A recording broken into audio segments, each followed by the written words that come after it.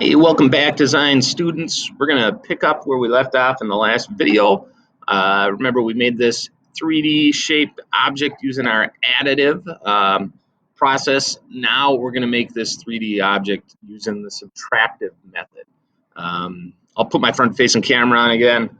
In the subtractive method, what we're going to do is we're going to look at this object. We're going to model it up as a larger object, right? So we're going to just make this thing into a cube, and then we're going to draw a second cube, come through and slash, right, the excess off. We're going to make it bigger than it needs to be, and then we're going to subtract, this area right in here. So that's the subtractive method. Now you're probably saying, how is Mr. Coleman going to know if I just do a file save as right now and call this thing subtractive method?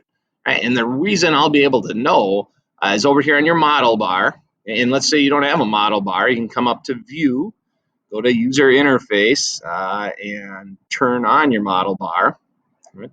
I'm looking at my additive part right now. If I go to extrusion number 1 and hover over it on my model bar, I can see that I modeled up that part in the white border lines for my first part.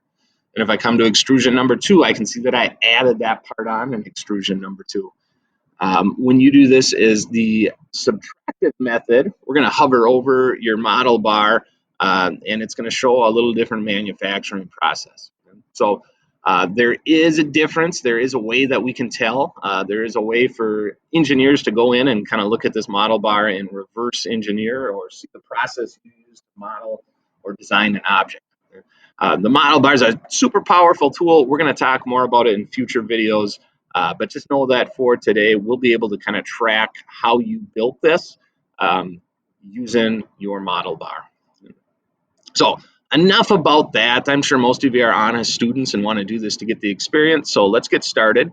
I'm going to click the little house shape button up here. That's going to bring me to my home screen, and I'm going to start a new part. Right, just like in every tutorial we make, when we start a new part, we got to go 2D sketch. Got to pick a plane to sketch on. Oops. I'm going to click escape. I got a little carried away there with my clicking.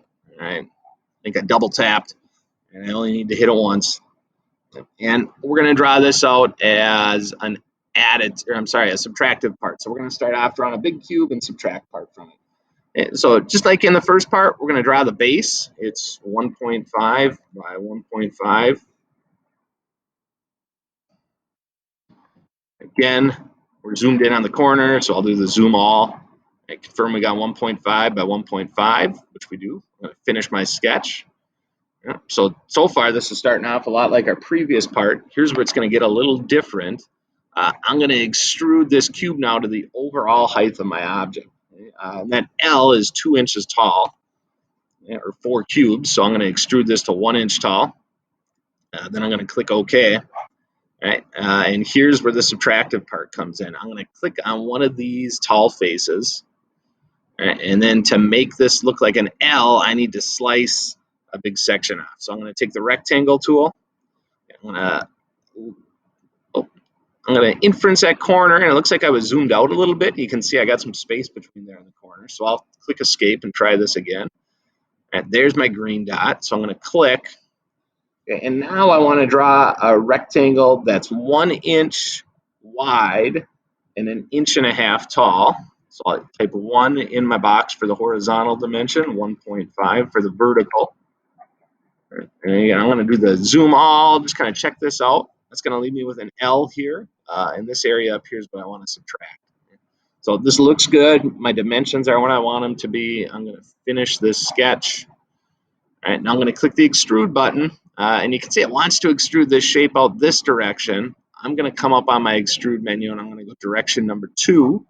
And now it wants to go back here 2 inches. And so I'm going to go to extents, and I'm going to change this from distance to all. Right? I just want to extrude everything behind my sketching plane and cut it away. So I'll change it to all. Then I'll click OK. Right? And there's my part made using the subtractive method. Now again, if we come over here to your model bar and hover over it, you can see it shows extrusion number 1. I drew my object a little big. Extrusion number 2, I took and I cut some away. So when you show this to me, I'll be able to tell you did it with the subtractive method just by hovering on your model bar. Let's go ahead before we finish this video and save as well. Okay, I'm in my IED folder. Don't call it the generic part name down here. That's going to get confusing for us after a while. I'm going to call this, again, number 1. This time I did it with the subtractive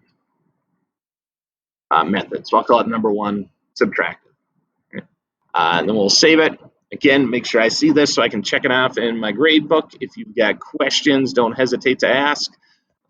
And once you finish this one, you can move on to the next tutorial video.